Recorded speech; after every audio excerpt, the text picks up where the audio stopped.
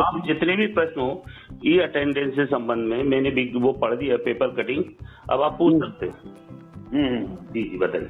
मेरा पूछना ये है हाँ कि ये अटेंडेंस जो लगाई जा रही है, हाँ, क्या ये अपने सेवा शर्तों के हिसाब से सही है या नहीं?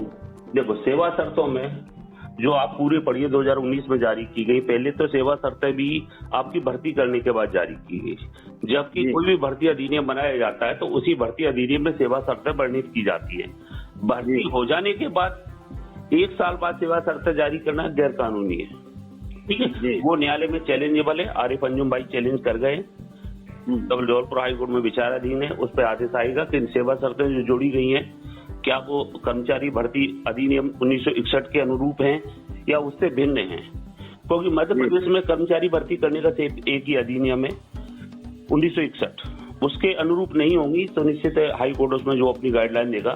सेवा शर्तों में इस तरह का कोई उल्लेख नहीं है कि आपके मोबाइल से या आपके इलेक्ट्रॉनिक उपकरण से आपको मजबूर किया जाए कि आप अपनी ऑनलाइन उपस्थिति, और वो भी फोटो के साथ, यानी चेहरे की यानी गोपनीयता भंग करते हुए आप उस पर दर्ज करें, ऐसा कोई सेवा शर्तों में उल्लेख नहीं है, ठीक है।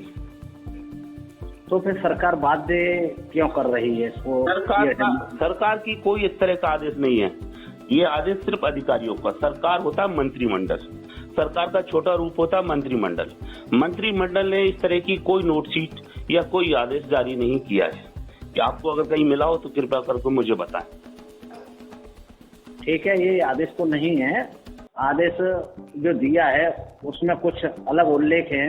हाँ। और अभी जो पेपर्स में जो खबरें छपवाई जा रही हैं उससे लोगों में भ्रम की स्थिति बनी हुई है। तो वो खबरें जो भी आ रही हैं वो सिर्फ आपको, हमको, सबको डराने के लिए है कि आपका वेतन रुक जाएगा, आपका वेतन रुक जाएगा, ऑनलाइन वेतन निकलेगा। पहली बात कि दैनिक भास्कर ने एक खबर निकाली थी, स्कूल शिक्षा विभाग का 3.0 पोर्टल जो बनाया गया है वो वैधानिक रूप से अपने आप जो इलेक्ट्रॉनिक पोर्टल बनाने के जो नियम है, यानी जो क्लाउड उपयोग किया जाना चाहिए या जो गवर्नमेंट इन का उपयोग किया जाना चाहिए वो उपयोग नहीं हुआ, वो भी चैलेंजेबल है, न्यायालय में वो भी चैलेंज किया जा रहा है।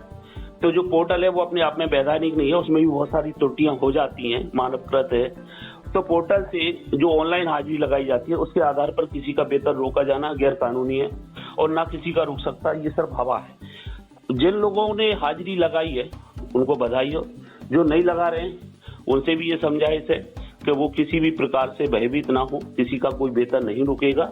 अगर आपको लिंक नहीं मिलती है, आपका मोबाइल किसी ऐप को सपोर्ट नहीं करता है, आपको नेटवर्क नहीं मिलता है और आपकी हाजिरी नहीं लग पाती है, तो आप पे कोई गैर कानूनी कार्रवाई नहीं होगी, ना आपका वेतन रुक पाएगा। क्यों? क्योंकि वेतन आपको जो मिल रहा है वो आपके कर्तव्य पूर्ति के लिए मिल रहा है, और शिक्षक के कर्तव्य होते हैं समय पे विद्यालय जाना, बच्चों को पढ़ाना, बच्चों को गुणात्मक जानकारी और शिक्षा अर्जन देना, और जो आपका कार्य शैक्षणिक दैनंदिनी पूर्ति करना और सारी परीक्षाएं लेना और नोटशीट तैयार करना, बच्चों की नोटबुक देखना, ये सब है जिम्मेदारियां। यदि वो जिम्मेदारियां आप पूरी करते हो और उपस्थिति पंजी जो हार्ड कॉपी होती है पंजी उपस्थिति की, उस पर आप नियमित समय पर रहते दस्तखत करते हो, तो फिर आपका प्रमाणीकरण है कि आप विद्यालय जा रहे हैं, और आपकी दैनिक नंदिनी जो आप डेली भर रहे हैं वह भी आपका प्रमाणीकरण है, उससे सत्यापन कराओ वीकली अपने प्रधानाचार्य से, प्रिंसिपल से।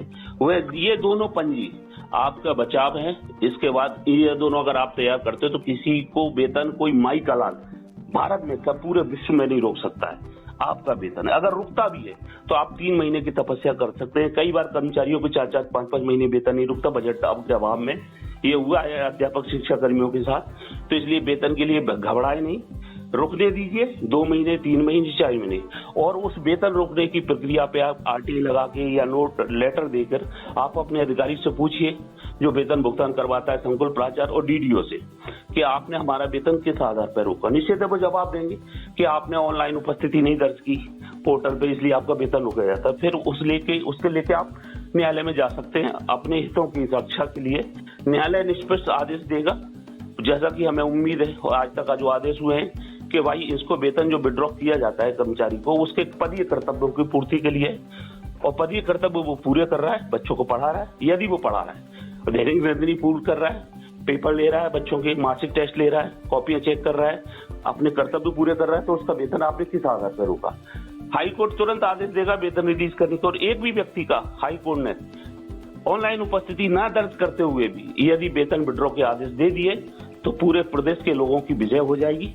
और टेक्निकल रूप से जैसे फोटो महिलाओं के, बहनों के मोबाइल पे जा रहे हैं या पोर्टल पे जा रहे हैं, गोपनीयता कई बार भंग हो जाती है क्योंकि पोर्टल है वो क्लाउड पे सही क्लाउड पे नहीं बना, गवर्नमेंट इन पे नहीं बना।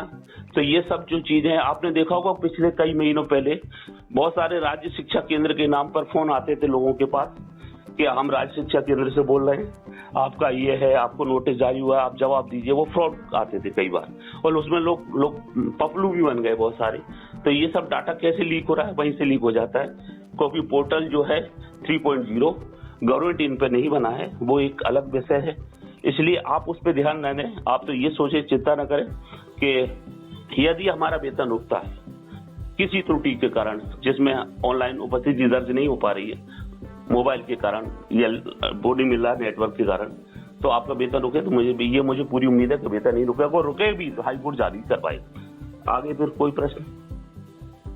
आगे प्रश्न यही है कि जैसे विभागों में लोग अटैच हैं हजारों की संख्या में, और उनकी अटेंडेंस फिर कैसे लगेगी? ये अटेंडेंस ऑनलाइन लगा रहे हैं तो उनका लोकेशन जो होगा, लोकेशन तो कर्तव्य स्थल ही होता है। अब ये बताओ, ये इस प्रश्न का आपके पास कोई जवाब है? अभी यदि कोई व्यक्ति कहीं दूसरे विद्यालय में कार्य कर रहा है, वेतन विड्रॉ वहां से हो रहा है, पर उसको अटैच कर रखा है कलेक्ट्रेट भवन में या किसी अन्य कार्यालय में, डीओ कार्यालय में। अब चूंकि वेतन रिलीज उसका विद्यालय से होना चाहिए और हो रहा है, ठीक है, तो अब उसकी लोकेशन तो वहां पे दिख ही नहीं रही ना, वो तो दूसरे विद्यालय में जा रहा है। तो टेक्निकल रूप से यदि पोर्टल के आधार पर वेतन विड्रॉ होता है तो फिर उसका तो होना ही नहीं चाहिए। तो वहाँ शिथिलता कैसे आ गई? वहाँ नियम खंडित कैसे हो गया? जब नियम खंडित हो गया वहाँ, तो फिर दूसरे को प्रताड़ित क्यों किया जा रहा है? या तो जितने भी असंजन किए गए या जितने भी अनुलग्न किए गए या जितने भी अटैच किए गए वो सब निरस्त किए जाए और व्यक्ति को मूल संस्था में भेजा जाए। जब भेजा जाएगा तभी तो वो वहां जाके ऑनलाइन उपस्थिति दर्ज करेगा। यदि नहीं कर पा रहा तो उसका वेतन विड्रॉ कैसे हो रहा है? ठीक है, तो इस तरह से इसलिए मेरा ये कहना है किसी को भयभीत होने की जरूरत नहीं है। यदि किसी का रुकता भी है ऑनलाइन उपस्थिति दर्ज न कर पाने की वजह से, तो हाई कोर्ट उसका वेतन विड्रॉ करने के आदेश देगा, ऐसी मुझे उम्मीद है। ठीक है सर, थैंक यू, धन्यवाद आपको, आपने जो हमें सारी जानकारी दी। धन्यवाद। ओके, धन्यवाद।